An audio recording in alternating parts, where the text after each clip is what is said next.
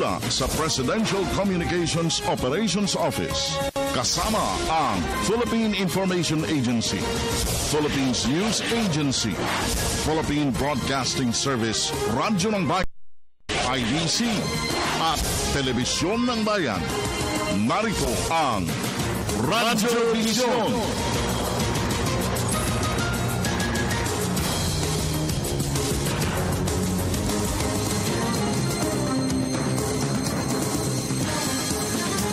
Isang makabuluhan, mapayapa, masaganang umaga.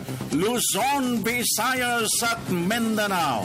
Saan man kayo naroon, anuman ang inyong ginagawa sa mga oras na ito, samahan po ninyo kami sa isa na namang edisyon ng ating Radyo Vision sa Media ng Bayan sa araw na ito ng Miyerkules, 5 de Agosto 2015. At siyempre pa mga kaibigan, makakaagapay natin ang bukod tanging mutya ng People's Television Channel 4. Walang iba kundi si Miss Ara Perez. Good morning, Ara.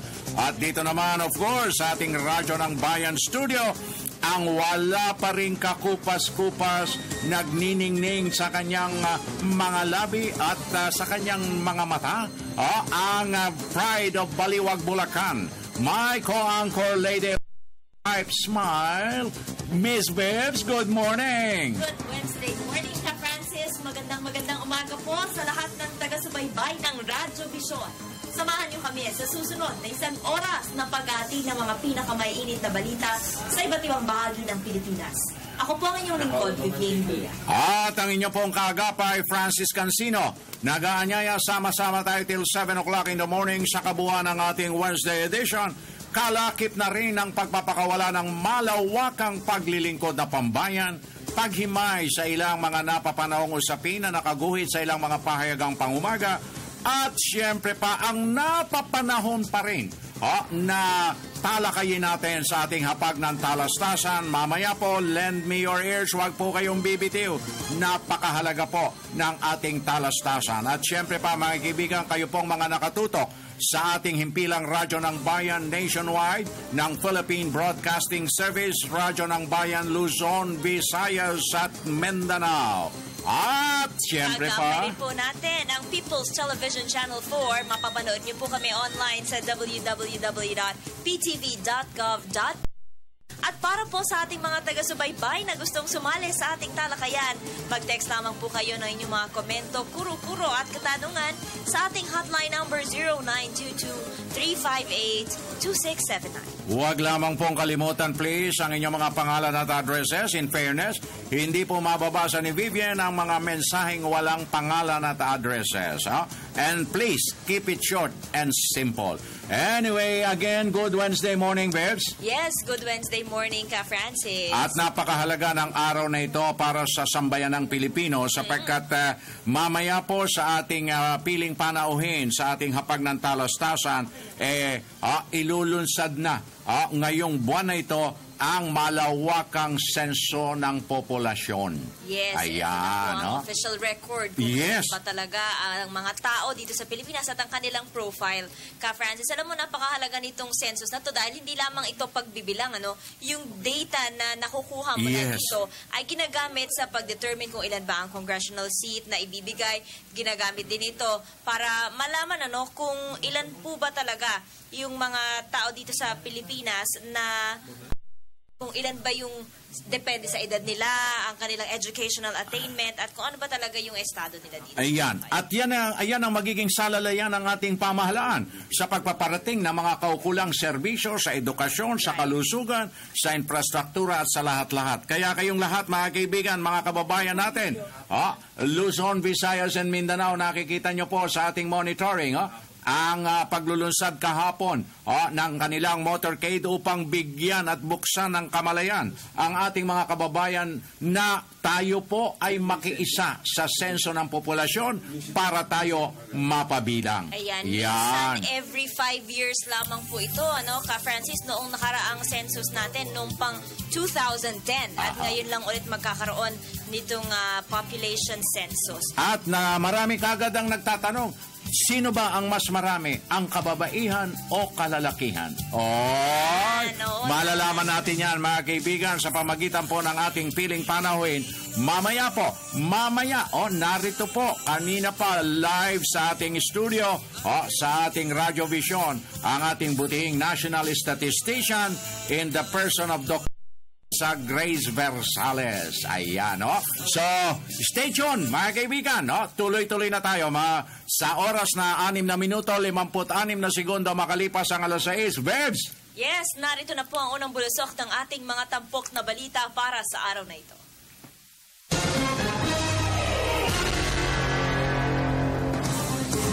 Unang-una sa hanay ng balitaan dito sa Radyo Vision. Pangulong Aquino muling tiniyak ang pagpapatuloy ng tuwid na daan na pamamahala ng bansa.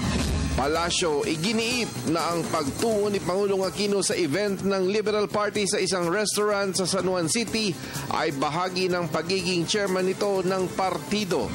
Comelec, nilinaw na hindi kasama sa planong pagpapalawig ng campaign period ang pagtaas ng spending limit ng mga kandidato sa halalan sa susunod na taon.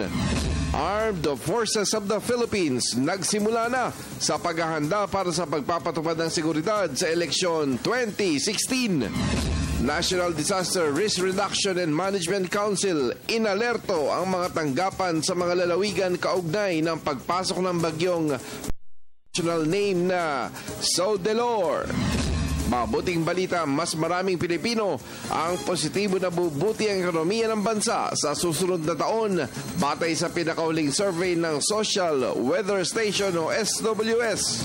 Siksik at mainit ang mga balita kaya tutok na kasabay ng inyong almusal dito sa Radyo Vision Media ng Bayan. Maraming salamat, Francis at Vivienne. Magandang umaga, Pilipinas. Fresh na fresh po tayo ulit ngayong Wednesday morning dahil narito na ang mga balitang hatid ng media ng bayan. Muling tiniyak ni Pangulong Aquino ang pagpapatuloy ng tuwid na pamamahala sa bansa. Sinabi ito ng Pangulo sa kanyang pagdalo sa luncheon meeting ng Liberal Party sa San Juan City. Mapapatunayan ng track record ang mga tagumpay ng kanyang administrasyon sa 5 taon ng panunungkulan. Balitaan mo kami, Rocky Ignacio. Hinikayat ni Pangulong Aquino ang lahat na tumutok sa makatotohanan ng pagbuti ng kalagayan ng bansa at hindi sa mga pangako pa lamang. Sinabi ito ng Pangulo sa kanyang biglaang pagdalo sa luncheon meeting ng Liberal Party sa Green Hills. Ayon sa Pangulo, ang track record na nagawa ng administrasyon ang matibay na batayan dito. Naninindigan tayo kung saan tayo tutubo. No?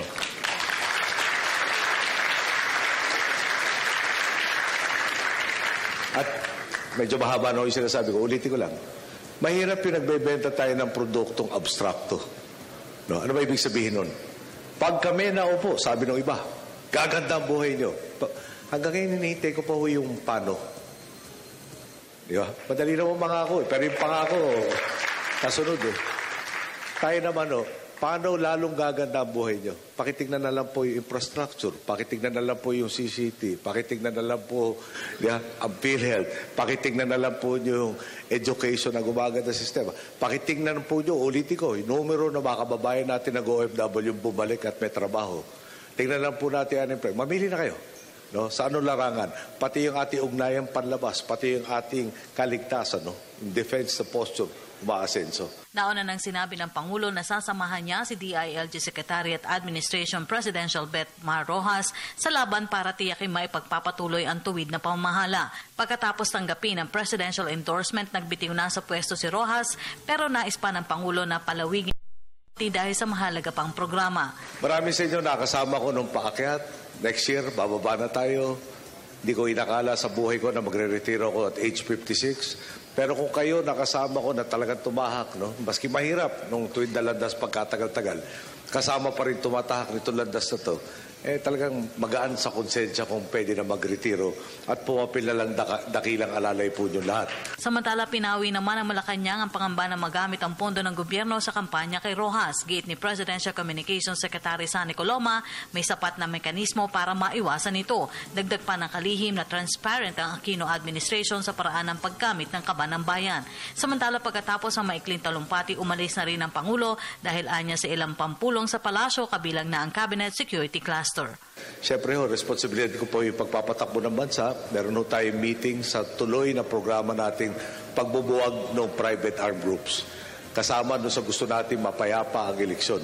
Hindi ho tumitigil yung trabaho yan. Naghahintay ako ng updates at gusto kong makita ang progress na nangyayari. Siyempre, may nabalita malayo pang bagyo sa atin. Pag-uusapan na rin mamaya yan. Meron tayong pinapaaral dito sa El Niño tatama na.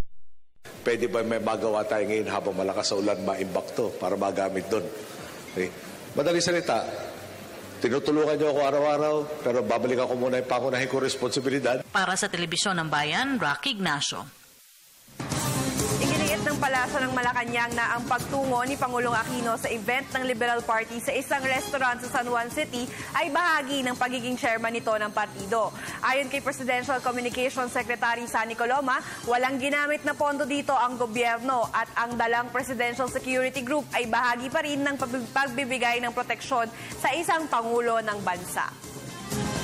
Liwanag naman ng Pangulo yan. Merong kahawig na tanong at sinabi niya na kasama sa kanyang mga ginagampanan din ay yung kanyang pagiging isang leader, no, ng Liberal Party. Siya po ang tagapangulo nito. Basta po naaayon naman sa batas yung mga isinasagawang mga aktibidad at naaayon din naman sa patakaran ng pamahalaan na kinakailangan siyang kaukulang seguridad. Wala pong ginagawang paggastos ng pondo na hindi naaayon sa umiiral na batas. Tiniyak naman ni DILG Secretary Mar Rojas na mas makikilala pa siya ng publiko sa mga susunod na panahon habang papalapit ang kampanya para sa 2016 elections. Inihayag ito ni Rojas sa gitna ng mga kritisismo ng ilan sa supladong imahe nito. Giit ni Rojas, malinis at sincero ang kanyang kalooban. Kasabay nito, sinabi ng kalihim na mas matibay ang kumpiyansa niya ngayon sa pag-anunsyo ng kandidatura sa pagkapangulo at muling nanindigan na ibubuhos niya ang lahat ng maaaring ibigay para sa pagpapatuloy ng daang matuwid. Suplado daw ako. That's okay. You can smile. Elitista. At minsan nagmamagaling o malakas masyado ang dating.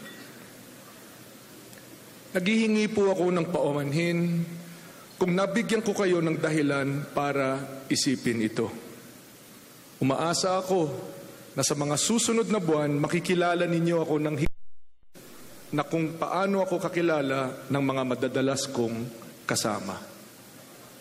Ang puso ko po ay bukas, ang puso ko po ay malinis at sincero. Aminado si Camarines Sur Representative Leni Robredo na hindi aprobado ng kanyang pamilya na tumakbo sa mas mataas na posisyon sa susunod na taon. Ayon kay Robredo, sa ngayon ay wala pa siyang plano kung tatakbo sa mas mataas na posisyon sa bansa. Sinabi ng mambabatas na bago pa lamang siya sa politika at wala pang formal na usapan hinggil sa pagtakbo bilang Vice Presidente ni DILG Secretary Mar Rojas. Sa panig naman ni Batangas Governor Vilma Santos Recto, wala umano sa plano nitong maupo sa mas mataas na pwesto pagkatapos ng kanyang huling termino. Aniya, nagpapasalamat siya na isa umano siya sa mga kinukonsidera na maging running mate ni DILG Secretary Mar Rojas, ngunit hindi niya umano pinaghahandaan ang komandidato sa pagka-Vice Presidente. Hindi talaga, ayaw nila. Ayaw talaga nila. Yung pakiusap nga nila, huminto na. Pero palagi ko mas madaling tanggapin nila yung re-election. Pero yung mga lumalabas ngayon sa social media na may mga tumutulak sa akin, actually nasa stress yung mga anak ko. Sinasabi ko na lang sa kanila na wag lang pansinin. Kasi ultimately kami naman yung magde-decide. Nilinaw naman ni Senadora Grace Poe na wala pa siyang natatanggap na direktang imbitasyon mula sa Liberal Party na tumakbo bilang Vice President ni DILG Secretary Mar Rojas sa halalan.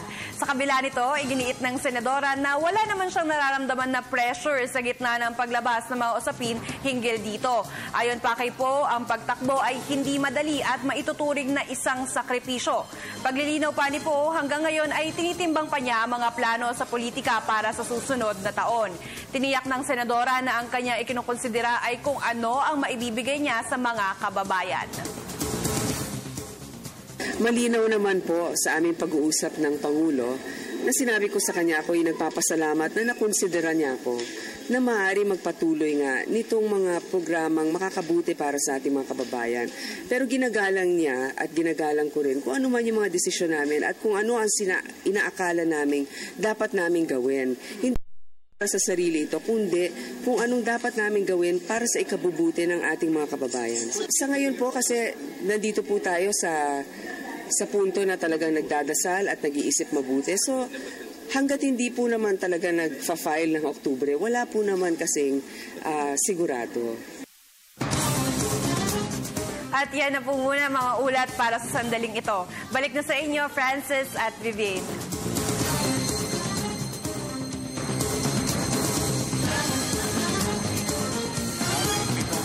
27 segundo makalipas ang alas 6. Kagyat, bilisan, Viv, sa unang aparador ng Message Center. Yes, batiin natin yung mga nag-text sa atin kahapon. Ngayong umaga po, sina Arthur Bandejas ng Infanta Quezon, Noriel Gonzalez ng Borongan Samar.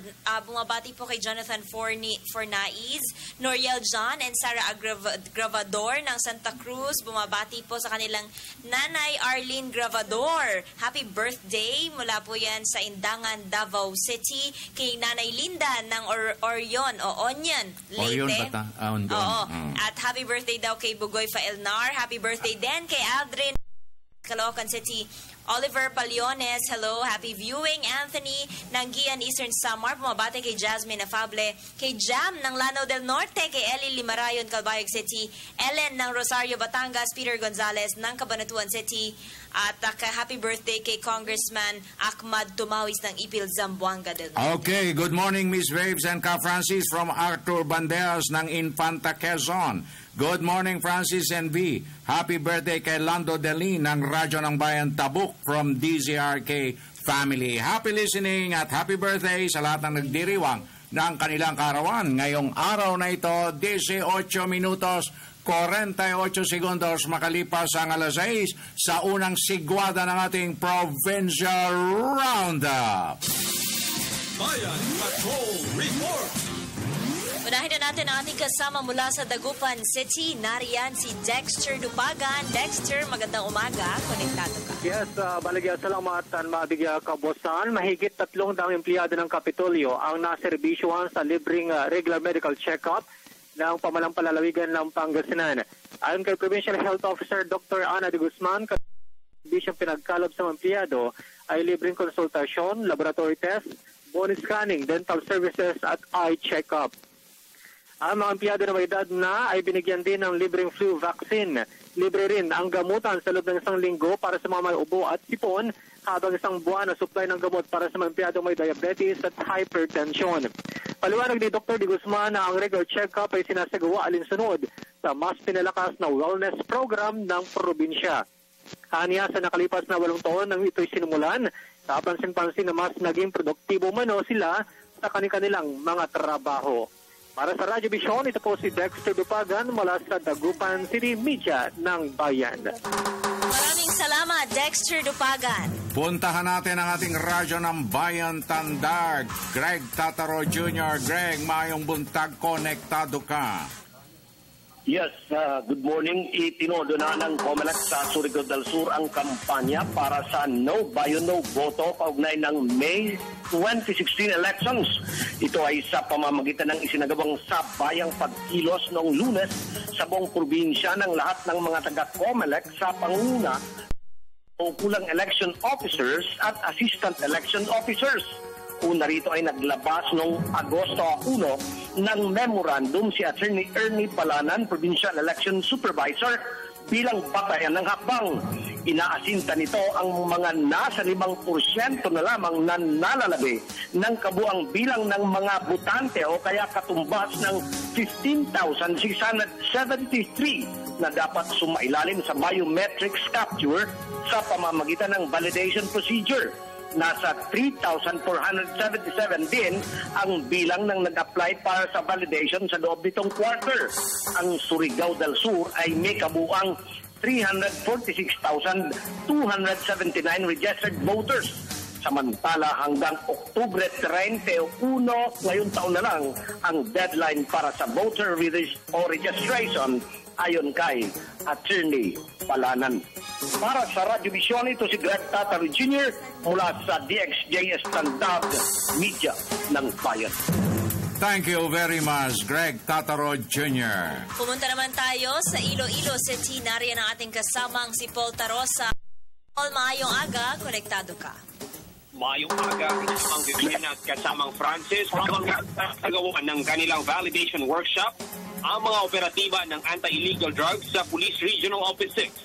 Nagsagawa ng on-the-spot drug test ang PNP Crime Laboratory. Sa nasabing drug test, sumailalim rin si PNP Regional Director Bernardo Diaz. Ayon kay Diaz, gusto niyang ipakita sa publiko na walang tinatago ang kapulisan, lalo na ang mga miyembro ng Anti-Illegal Drug Special Operations Task Group na nagsasagawa ng operasyon kontra droga. Lahat ay isinailalim sa drug test. Prioridad ng general na walang pulis na sasali sa illegal na droga kaya hindi magduda ang mga mamamayan at kapulisan bilang tagapatupad ng batas. Pinasiguro ni General Diaz na kung may magpositibong pulis, magsasagawa kaagad ng investigasyon. Para sa Radyo Vision, ito po si Paul Tarosa ng DYLL Radyo ng Bayan, Iloilo, Media ng Bayan. Maraming salamat, Paul Tarosa. 22 minutos na 58 segundos makalipas ang alas 6 at sa puntong ito, Viv, siguro talagang panahon na para buksan natin ang ating hapag ng talastasan sapagkat napakahalaga ng pakakawalan nating mga informasyon, dagdag kaalaman, kamalayan sa bawat mamamayang Pilipino sa pamagitan ng ating piling panauhin at ang ating featured agency for today. Go ahead, Vibs. Yes, kapiling po natin ngayong umaga mga kaibigan na isang national statistician mula sa Philippine Statistics Authority, si Dr. Lisa Grace Bersales. Magandang umaga po sa inyo. Good morning, Ms. Vivian. Good morning, Sir Francis. Good morning, ma'am. At salamat po. At nagkaroon kayo ng pagkakataon na mabisita ang ating Radyo Vision nationwide, worldwide, ma'am. Ako nga po nagpapasalamat at binigyan niyo ako ng pagkakataon na bumisita sa inyo. Ma'am, napakahalaga po kasi ng buwang ito para sa bawat mamamayang Pilipino. At isa sa pinakamalaking mandato ng ating Philippine Statistics Authority ang pagsasagawa at pagtataguyod ng census ng populasyon na sisimulan po ninyo by this month of August, ma'am. So, ano po ang mga nilalaman at gaano kahalaga ito sa bawat Pilipino? Maraming salamat, Sir Francis. Ang Philippine Statistics Authority po, Statistics Office, yes, ay mandate po niya ang kumuha ng datos. Okay. Asa pong pinakamahalagang datos na kinukuha natin ay every 5 years. Mm-hmm. Ito po yung census ng ating, sa sinabi po ninyo, populasyon. Okay. Ito po ay complete na pagtatala. Okay. Lahat po ng mga kabahayan, Miss Vivian, ay pupuntahan ng mga enumerators ng Philippine Statistics Authority.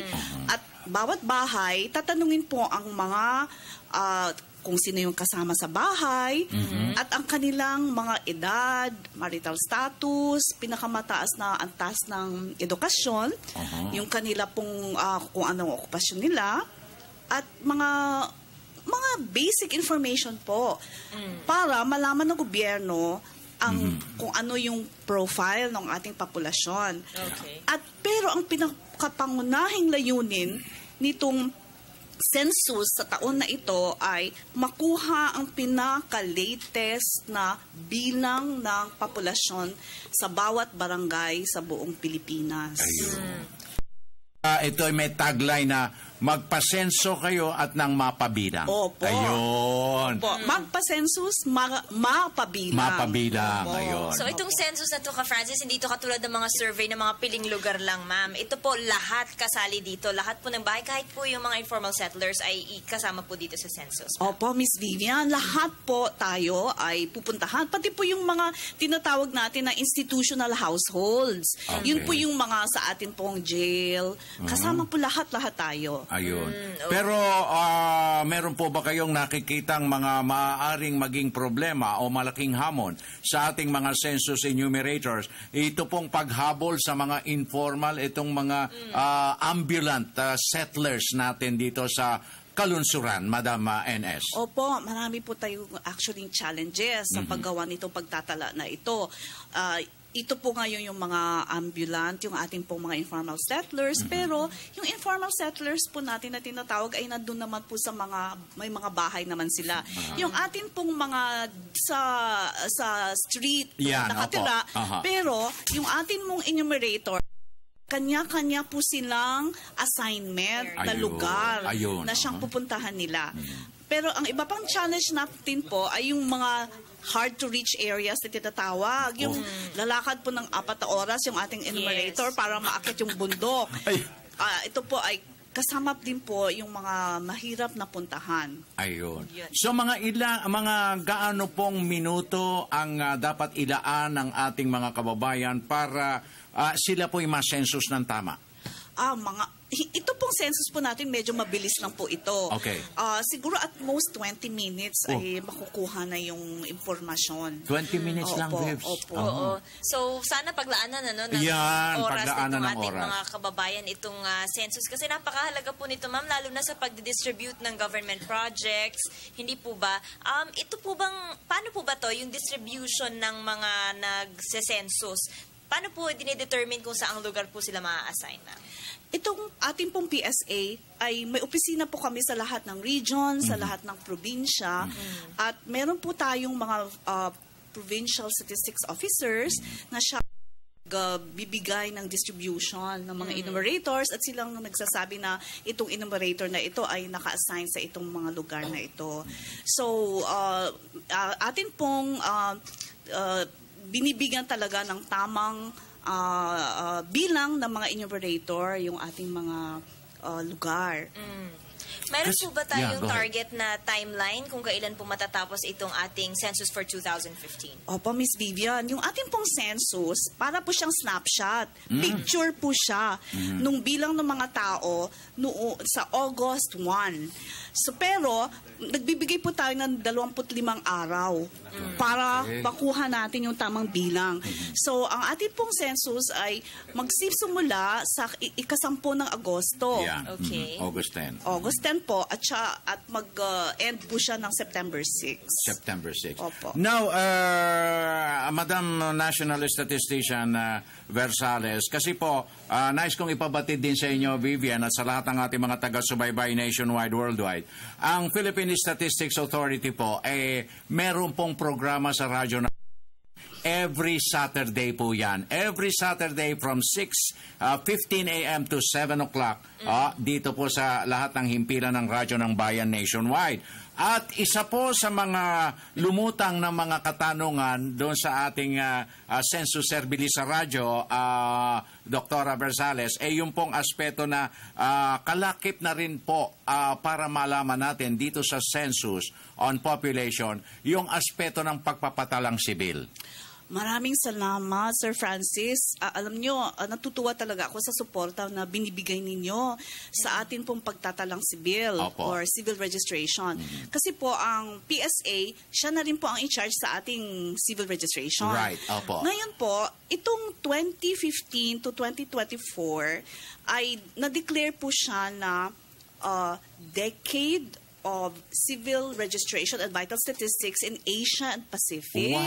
At palagi po tayong nasasabi na ang Pilipinas ay isa sa pinakamagandang coverage and completeness ng ating pagtatalang sibil.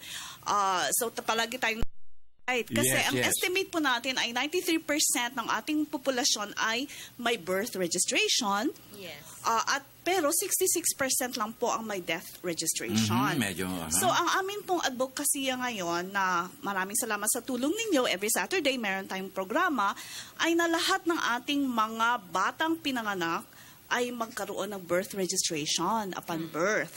At lahat po ng namamatay ay magkaroon din po ng death registration.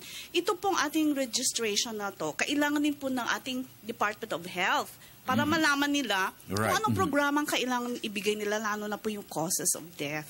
Yun. Opo, para malaman kung ano ba yung mga unang dahilan ng kinamatay ng ating populasyon. So, pero hindi po tayo happy totally sa 93% na birth registration kasi ang target po natin ay 100% birth registration at tamang birth registration. Ang ibig ko pong sabihin sa tama, lahat ng impormasyon na binibigay ni nanay at tatay o ni lolo at lola sa pagpapanganak ng baby ay tama. Tulad spelling ng pangalan, yung birth date, Kasarian. yun po ay ating kasarian. Yes, Kasi yes. marami po sa mga problema natin ay dahil mali ang naisulat doon po, yes, Ms. Vivian, ma'am. sa And ating... mahabang proseso po ang pagpapalit nito. Ganun po. Opo. Kaya pag nagkamali na doon sa birth registration, may proseso tayong sinusunod. At siguro po, Madam National Statistician, dito po sa ating gagawing senso sa populasyon, po pwede pong siguro mabanggit na rin ang ating mga census enumerators na ilan sa pamilya, lahat ba kayo, meron ng mga birth certificate? At meron na po bang mga marriage contract, yung mga at yung mga ilan ang namatay sa inyo within the period of 1 or 2 years from hindi po ba dapat maitanong na rin po yan para kasabay na rin ang pagpapathala natin, matulungan natin sila. Sir Francis, maraming salamat sa pagsabi niyo niyan. Tama po kayo. Sa census po natin na ito ay magtatanong din ang ating enumerator kung ang ating mga kapamilya kasama sa ating bahay ay may birth registration. At magtatanong din po kami kung na-register po yung mga deaths ng malapit sa ating census. Ayun. So, dalawa rin po pala yung target nitong gagawin nating census ngayon. Bukod po sa kailangan po malaman yung profile, malalaman din po kung nag-register na yung mga nandoon po sa loob ng bahay. Oo, Miss Vivian. Kasi kailangan po nating ma-update yung sinabi ko kaninang 93% birth registration and 66% death registration. Kailangan po nating malaman kung sa 2015 ay tama pa ba yung aming sinasabing ganung coverage. Ayun. At ito po ngayong populasyon natin, ma'am, tama po ba yung mga figures na lumabas na over 100 million na po tayo? So, kasi yan marami ding mga private agencies na gumagawa po ng pagsisenso at pagtatasa ng populasyon. What is the true figures ng ating population as of this point in time, ma'am? Salamat sa pagtanong mo, Sir Francis. Ang atin pong bilang ng populasyon nung last census ng 2010 ay 34 million. 92 Noong 2010. 2010 yun, okay. Ngayon, yung naririnig po natin na 100 million population projection po siya or estimate lang po siya. Base po sa mga modelo na ginagamit ng ating demographers. Kaya kailangan nating mag-census ngayong taon para malaman ang tamang bilang na aktual. Para ma-verify din natin kung tama yung projection natin ng 100 million. Alin po bang mas marami, babae o lalaki, ma'am? Alam niyo po. Kasi nagtatalo-talo po parang ayaw magpalamang ang bawat isa. Okay.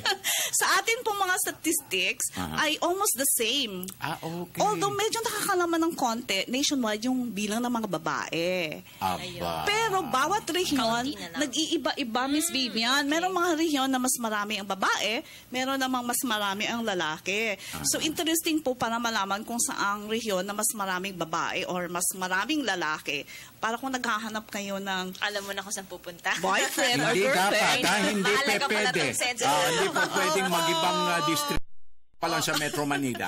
So, yung ating pong census this year ay magsasabi sa atin ng tamang bilang para malaman natin yung projection natin ng 100 million ay tama pa ba. Ayun. Dr. Bersales, bukod po dito sa age, sa gender, ano pa po ba yung mga posibleng tanungin ng enumerator para po makapaghanda na po yung ating mga kababayan? Opo. So, ang gagawin po ng ating enumerator ay hihingi ng mga pangalan ng mga kasama natin sa bahay. Kasama po yung ating mga kasambahay na nakatira sa atin. Opo. O ibang mga empleyado ng bahay, ng pamilya.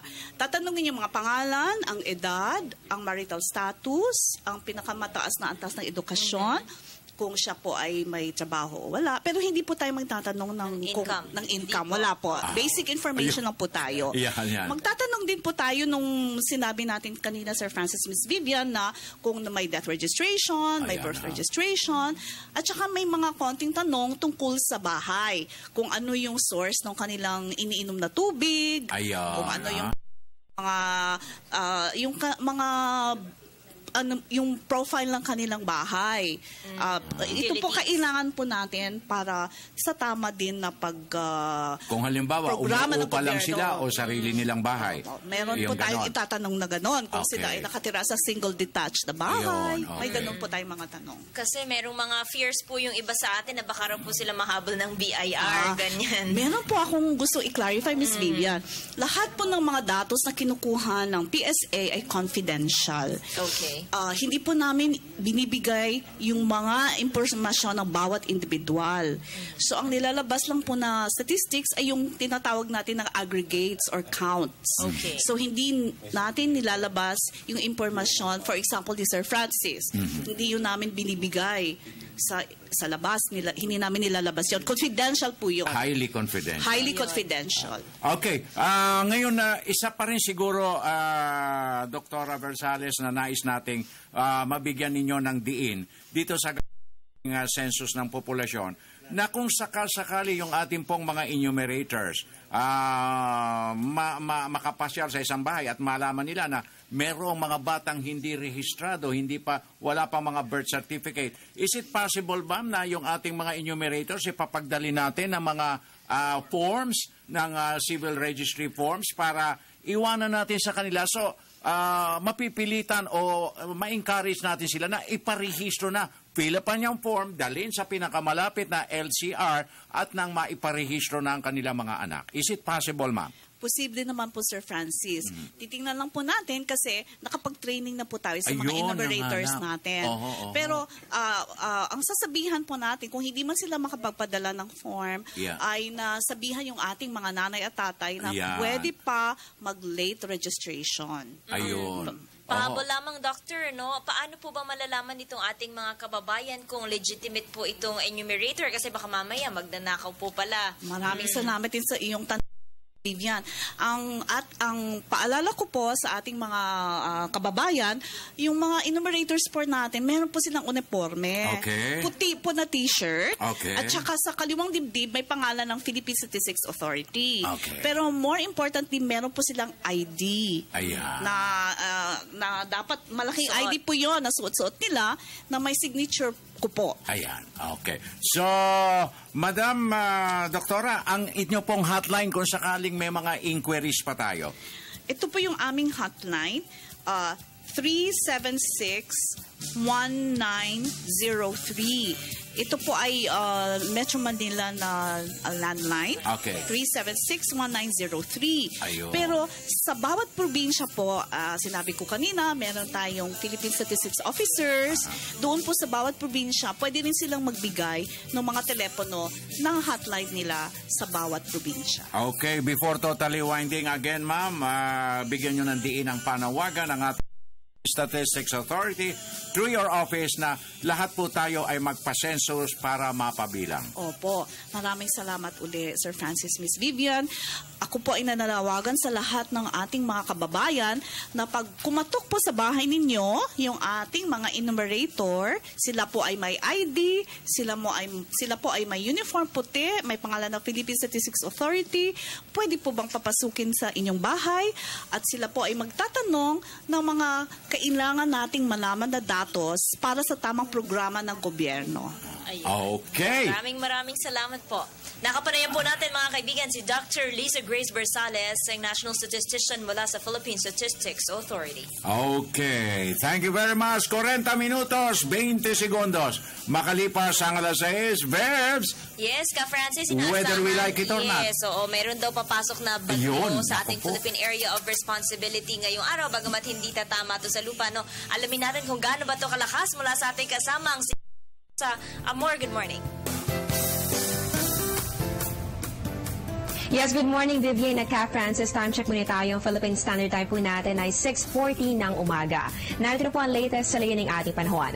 Alas 4 ng umaga ngayong araw, huli pong namataan ang bagyong Sodilor sa layong 1,495 kilometers. Silangan po yan ng Calayan, Cagayan. Taglay po nito ang lakas sa hangin nga abot ng 215 kilometers per hour at pabugso nga abot naman ng 250 kilometers per hour. Inaasahan po natin ito ay kikilos pa west-northwest sa bilis na 20 kilometers per hour. At kung magpatuloy sa ganitong kilos, ay posible po yung pumasok ng ating Philippine Area of Responsibility ngayong araw at tatawagin po natin sa lokal na pangalan bilang Bagyong Hana. Yan po yung magiging ikawalong bagyo ngayong taong 2015. At habang lumalapit po sa ating par, patuloy naman po ang paghatak nito dito sa southwest monsoon o yung hanging habagat na makakaapekto lalong-lalo na dito sa Mindanao. Inaasahan nga po natin ang mga pag-ulan. Abiso po ng pag-asa no posibleng maranasan ang pagbaha o pagguho ng lupa kaya naman maging alerto ang mga residente sa nabanggit na area. Makakaranas man po ng mahina hanggang sa katamtamang pag-ulan at mga pulupulong pagkidlat pagkulog ang buong Visayas at ganun din ang probinsya ng Palawan. Para naman sa Metro Manila at sa natitirang bahagi po ng ating bansa, asahan ang bahagya hanggang sa maulap na kalangitan na meron pa rin po chances ng isolated thunderstorms o yung mga pulupulong pagkidlat pagkulog. At dahil nga po dito sa presence ng southwest monsoon o hanging habagat, naglabas po ng gale warning ang Pag-asa at kabilang po dito itong eastern seaboard ng Visayas at ganun din ang entire seaboards of Mindanao. Inaasahan po dito ang pagkakaroon ng maalon hanggang sa napakaalong kondisyon ng karagatan kaya hindi pa rin po pwedeng pumalaot ang mga maliit na sakyang pandagat katulad na lamang ng ating mga mangingisda. At yun po ang latest sa lagyan ng ating panahon para sa Radyo Vision. Ako po si Amor La Rosa mula dito sa Pag-asa DOST Media ng Bayan. Maraming salamat, Amor La Rosa. Okay, tuloy-tuloy tayo sa ikalawang aparador ng Message Center. Verbs, go! Yes, meron tayong mga text dito. Good morning po sa inyo. Basta po para sa akin, si Binay pa rin ako. Masyado na po nila sinisiraan si Binay. Mula po yan kay Carol ng Balangkayan, Eastern Samar. Okay. Okay, good morning. Tama po yung nagsalita ang kinatawan ng Fallens 44 na wag silang gamitin ni VP Binay para sa kanyang personal na ambisyon. Mula po yan kay Dara Doren Karin ng Calbayog City, Samar. Okay. Good day po, pakibati lang po ng happy birthday kay Anan Adventures of Ventures mula kay Ellie Talian ng Barangay Limarayon, Calbayog City. Good day, Ate Viv and Kuya Franz. Hindi ako boboto kay Binay na maging presidente kasi ay, nako, mayroong mga careful. Okay. Kay Omar ng Cotabato City. Magandang umaga. Isa po akong taga-subaybay na inyong programa. Nais ko pong batiin ng isang magandang binabati ko ang aming principal, pati ang mga kasamaan kong guro sa Doña Justo Guido Memorial School sa Angono, Rizal. Mula po yan kay Sir Usi ng Angono. At magandang umaga, mungkahi ni Pangulong Aquino na dagdagan ng salary. Yan po ay mula kay Datu Aldin ng Sultan Kudarat. Good morning, Miss Beautiful Berbs and Super Pogi Francis. Nako po. Everyday po kaming nanonood ng Radyo Vision. Ang ganda po ng programa nyo. Pakigreet po ang mga anak ko, Datu Arham, Prinsesa Norhana na Manisan, M. Digao, Norhamin Hasim, soy most especially to Omo Arham. Greetings. Okay, happy listening. Maraming salamat po. Tuloy-tuloy na tayo, Verbs! Yes, puntahan na natin ating kasamang si Ara Perez para sa karagdagang mga balita.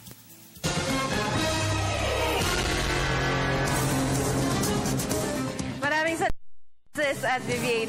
Muling sinalag ng Malacanang ang mga pahayag ni Vice President Jejomar Binay sa kanyang umano'y True State of the Nation address. Ayon kay Presidential Communications Secretary Sunny Coloma, taliwas at malayo sa katotohanan ang naging pahayag ng Vice Presidente dahil suportado ng mga datos ang bawat detalye ng accomplishments ng Administrasyong Aquino na inilatag nito sa pag-uulat sa bayan.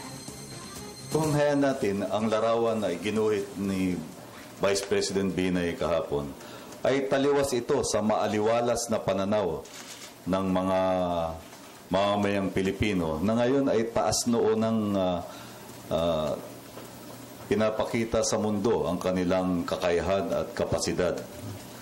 Marami ng malayo na ang narating ng ating bansa simula noong 2010, lalong-lalo na sa aspeto ng kaunlarang pangkabuhayan.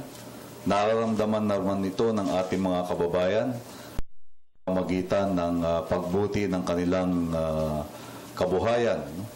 Yung sinasabing patuloy na kahirapan, ngayon lamang nagkaroon ng administrasyon na binago yung siklo, no, yung tinatawag na vicious cycle of poverty. Nilinaw po ng Commission on Elections na hindi kasama sa planong pagpapalawig ng campaign period ang pagtataas ng spending limit ng mga kandidato sa halalan sa susunod na taon. Balitaan mo kami, Ria Fernandez. Hindi kasama ang pagtataas ng campaign spending limit ng mga kandidato sa planong pagpapalawig ng campaign period ng Commission on Elections. Sa mga nakaraang eleksyon, kadalasang nangangampanya ang mga kandidato sa pambansang posisyon pagsapit ng Pebrero at Marso naman para sa mga lokal na kandidato. Pero sa panukalang kalendaryo ng COMELEC para sa pambansang halalan sa susunod na taon, 10-2016 hanggang May 7, 2016 na ang campaign period ng parehong local at national candidates o may 120 araw na sila para mangampanya. Ngunit iginiit ng tagapagsalita ng komisyon na si Director James Jimenez na hindi saklaw nito ang pagtataas sa campaign spending limit ng mga politiko. Makikita natin na dahil nga humaba yung panahon kung saan sila gagastos pero hindi naman nagbago yung dami ng pera na pwede nilang gastusin. Siguro baka mabawasan ng konti yung paglabas-labas ng mga ads nila. Certainly ang pinaka-importante dito, kung mas mahaba yung campaign period, mas maaga nating mababantayan yung gastusin nila. Pero posible namang mabago ang campaign budget ng mga kandidato sa bawat botante. Katatapos lamang ng serye ng konsultasyon ng COMELEC sa publiko hinggil sa paggasta sa kampanya at inaasahan na bago matapos ang 2015, mayroon na itong bagong campaign finance rule. Matatanda ang itinutulak ni Commissioner Christian Robert Lim ang pagbabago sa campaign budget dahil sa kalumaan ng batas at sa pagtaas ng inflation rate sa bansa. Para sa Telebisyon ng Bayan, Ria Fernandez. Samantala, nagsimula na ang Armed Forces of the Philippines sa paghahanda para sa pagpapatupad ng seguridad sa eleksyon sa 2016. Ito ay upang matiyak na mapayapang maidaraos ang halalan sa susunod na taon. Balitaan mo kami, Waywaya Makalma. Ngayon pa lang ay naghahanda na ang AFP para ilatag ang seguridad na kailangan nilang gawin para sa 2016 national election. Ito ngayon ang isa sa mga pinagtutuunan ng pansin ng AFP dahil nais silang makamit muli na magkaroon ng mapayapang eleksyon. Isa sa mga balak gawin ngayon ng AFP ay ibabasin nila ang kanilang inilatag na seguridad na nangyari sa Abra noong 2010 national election. Si General Hernando Rivera kasi ang commander ng 503rd Brigade Abra noong nagdaang eleksyon. Ayon sa kasaysayan, ang nabanggit na lugar ay nasa election hotspot lagi. Noong 2010, idineklarang mapayapa ang Abra matapos ang eleksyon. Kaya naman, ganun din ang gagawing sistema ng AFP patungkol sa pagbibigay seguridad sa eleksyon. Based on that blueprint na ginawa nga na ating Chief of Staff sa Abra, it will also be disseminated as one of our techniques, tactics, and procedures para ngayong election. Pero of course, every location, every province has their own mga unique ang bawat province. So those techniques, tactics, and procedures will be adjusted depending on the situation on the ground. Bukod dito, pinalahanan ng AFP chief sa bawat kawan na manatiling non-partisan sa panahon ng eleksyon. Umpisa na rin Berry, ang ating Chief of Staff, ang kanyang pag-ikot sa mga Unified Commands. Inumpisa namin ito siya sa Westcom, sa CENTCOM, at kahapon nga sa NONCOM. At isa sa mga stern na mga reminders niya talaga tungkol sa election is non-partisan. Soldiers must be non-partisan. Dahil oras sa gawin ng mga sundalo ay tiyak na sila ay may kaukulang parusa para rito. May sets of regulations na rin tayo dyan na sanctions sa mga magbabiolate because si Chief of Staff mismo nagsabi nun, so it is a specific order. So violations of specific orders, may kaukulan ito na sanctions. Part yan siya ng Article 4. Para sa Telebisyon ng Bayan, ako si Waywaya Makalma. Good news naman po tayo. Mas maraming Pilipino ang positibo na bubuti ang ekonomiya ng bansa sa susunod na taon, batay sa pinakahuling survey ng Weather Stations o SWS. Ang naturang survey ay isinagawa nitong nakaraang Hunyo 5 hanggang 8. Lumabas sa survey na hindi nagbago ang bilang ng mga Pilipino na tiwalang mababago ang kalidad ng kanilang buhay mula noong unang bahagi ng taon. Mula sa positive 16 noong Marso ay umakyat sa positive 15 nitong Hunyo ang bilang ng mga Pilipinong tiwala na bubuti pa ang ekonomiya ng bansa. Nasa 28% naman ang bilang ng mga Pilipinong positibo sa pagbabago ng kalidad ng kanilang pamumuhay ngayong Hunyo. Kaugnay nito, ikinalugod ng Malacanang ang resulta ng naturang survey. Ayon kay PCOO Secretary Sunny Coloma, pinagtitibay nito ang mga pahayag ni Pangulong Aquino sa kanyang huling State of the Nation address. Tiniyak din ng palasyo ang patuloy na pagpapatupad ng reforma para mapanatili ang kumpiyansa ng mga Pilipino. Inalerta naman po ng National Disaster Risk Reduction and Management Council o NDRRMC ang mga tanggapan sa mga lalawigan kaugnay ng pagpasok may international name na Sodalor.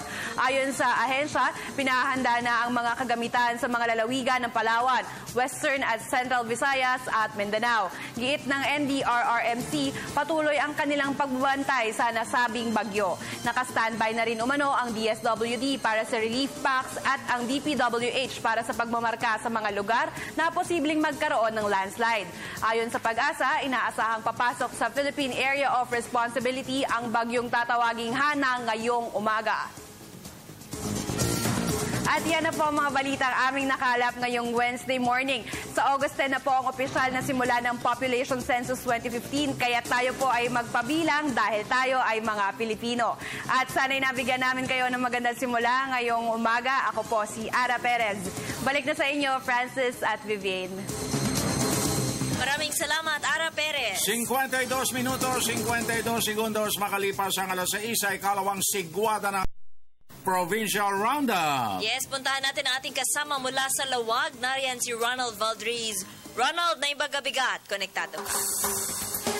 Dahil sa napakagandang pagganap sa tungkulin ng Philippine National Police sa lalawigan ng Ilocos Norte, mismong ang gobernador na ng lalawigan ang nangakong isusulong na dagdagan ng pondo na gagamitin ng kapulisan kontra private armed group at illegal na droga para sa susunod na taon. Kahapon ay muling iprinisinta ng Philippine National Police kay Governor Amy Marcos ang dalawang top most wanted person na nasa pang-4 at pang-8 sa listahan ng PNP na sangkot sa mga nakaraang krimen sa lalawigan na parehong nahuli sa Metro Manila. Ang mga suspetsa ay sina Johnny Quitoriano Icabiadaw, top 4 most wanted person sa Ilocos Norte na naharap sa kasong kidnapping at serious illegal detention at may isang daang libong piso na patong sa ulo at ang isa si Melvin Saludes E. Fernandez na naharap sa kasong martes sa pagpatay sa konsehal Kurimao noong taon 2010 na may patong sa ulo na 140,000 piso. Sinabi ni Governor Marcos na napakaraming accomplishment ng police sa paghuli ng mga kriminal lalo na sa most wanted person at ganoon din sa mga nagbebenta ng illegal na droga sa Ilocos Norte ay nararapat lang na isusulong ito na dagdagan ang pondo para sa susunod na taon ang binuong Provincial Anti-Private Armed Group and Dangerous Drug Council o PAPAG-DDC upang mas may malaking pondo na gagamitin ng kapulisan sa kanilang mga operasyon. Sadyaan niyang napakaliit ang 5 milyong piso na kasalukuyan ginagamit sa operasyon ng kapulisan mula sa PAPAG-DDC dahil sa napakarami umano ang mga operasyon at ginagawa ng kapulisan lalo na sa paghuli ng mga most wanted person sa napakalayong mga lugar at ganoon din sa mga bypass operation. Sinabi ng Marcos na posibleng nakawala po ang linya ni Ronald Valdriz. Puntahan natin ang radyo ng Bayan Bontok with Apollo Padain. Apollo na imbagabigat kakabsat, konektado ka. Yes, Sir Francis, Madam Vivian, na imbagbat nga bigat yung Apo. Sa ngayon ay may natitira pa rin 63 kilometro mga national roads ang hindi pa simentado na matatagpuan sa silangang bahagi ng Mountain Province. Ayon kay Mountain Province Congressman Maximo Nalog, ang pundong kailangan ay 1.9 billion pesos na inaasahan niyang pupundahan ng Pangulong Noy. Ang mga lugar na ito ay mula sa Parasilis hanggang sa Balig Mountain Province. Naniniwala si Congressman Nalog na ang pagbabago sa buhay ay nakasalalay sa mga kalsadang kanilang ginagawa dahil dito niluluwas ng ang mga produktong mula sa mga kabayanan at dadalhin ito sa merkado. Nasiyahan din si Mountain Province Congressman Nalog sa zona ng Pangulo dahil partikular na tinukoy nito ang Sinto Bauco sa kanyang zona. Para sa Radyo Vision, Apollo Padaan, DWR, Radyo ng Bayan, Bonto, Media ng Bayan. Thank you very much, Apollo Padaan. Babes, may paalala? Yes, paalala lang po no sa ating mga kababayan, lalong-lalo na po dito sa mga probinsyang ito at sa mga cities na ito na mawawalan po ng tubig o ng supply ng tubig ang Maynilad. August 10th po yan. 1:00 ng hapon hanggang August 13th, 10:00 po ng hapon. So, 4 na araw po ito. Tapos, magre-resume and magkakaroon ulit ng water interruption ng August 17, 1 p.m. hanggang August 18, 3 p.m. Yan po ay mga probinsya ng Cavite City, Bacoor City, Imo City, Kawit, Rosario, Noveleta. Kasama po ang Manila, Muntinlupa, Caloocan, Makati, Parañaque, Las Piñas, at Pasay. Kasi meron daw silang, i-align daw nila yung kanilang primary line dito sa gagawing proyekto para sa flood ng DPWH. Kaya pinapayuhan po ang ating mga kababayan sa mga lugar na tayo po ay mag-impok na ng tubig para po dito sa 4 na araw ng water interruption. Okay, at pahabol. Mag-ingat sa mga pyramiding investment scam na yan na nauuso na naman. Tatalakayin natin yan sa mga susunod na araw. Babes! Dito na po mga kaibigan, nagtatapos ang isa na namang edisyon ng Radyo Vision. Magsama-sama po tayo muli bukas ng umaga. Ako po ang inyong lingkod, Vivian Gulia. At ang inyo pong kaagapay, Francis Cancino, sa ngalan ng Radyo Vision Family. Nag-iwan ng isang mapayapa, masagan at magandang umaga. Have a fruitful Wednesday ahead of us. God bless until tomorrow. Maraming salamat po.